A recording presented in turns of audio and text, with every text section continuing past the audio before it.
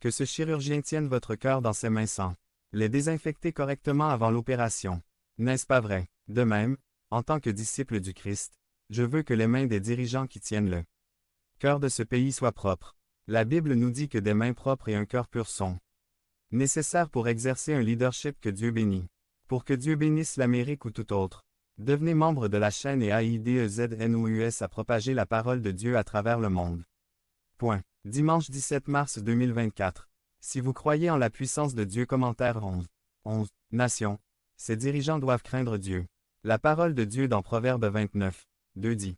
Quand les justes gouvernent, le peuple se réjouit. Mais quand les méchants règnent, le peuple gémit.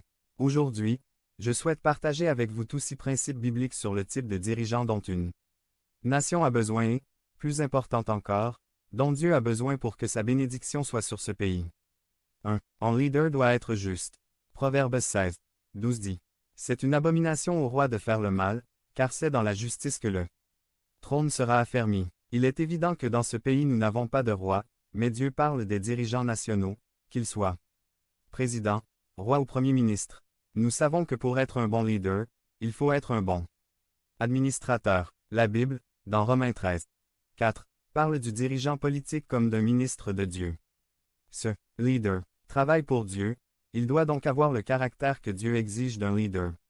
Une personne injuste, un mauvais administrateur, ne peut pas occuper une position de leadership, que ce soit dans l'Église, à la maison, au travail ou dans une nation. Le pire type de leader est celui qui est hypocrite, qui prétend être un disciple du Christ et qui porte une grande Bible sous le bras mais qui ne pratique pas la justice et ne mène pas une vie sainte selon les statuts de Dieu.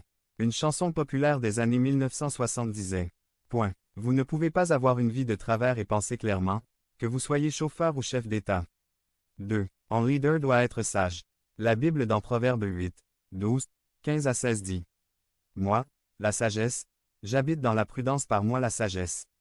Les rois règnent, et les dirigeants décrètent la justice.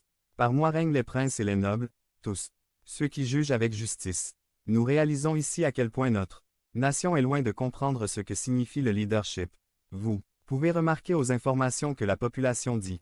Nous voulons que nos dirigeants soient compétents. Mais Dieu dit, je veux que mes dirigeants soient sages. Chers frères, il vaut bien mieux que nos dirigeants se montrent sages plutôt que habiles. Les compétences sans la sagesse de Dieu ne servent à rien. Une des choses que je déteste en ces temps d'élection, ce sont les statistiques. Non seulement elles sont de nature douteuse, mais elles sont dangereuses, elles peuvent amener les gens à voter pour le mauvais leader. Une personne qui prend des statistiques sur ce que veulent les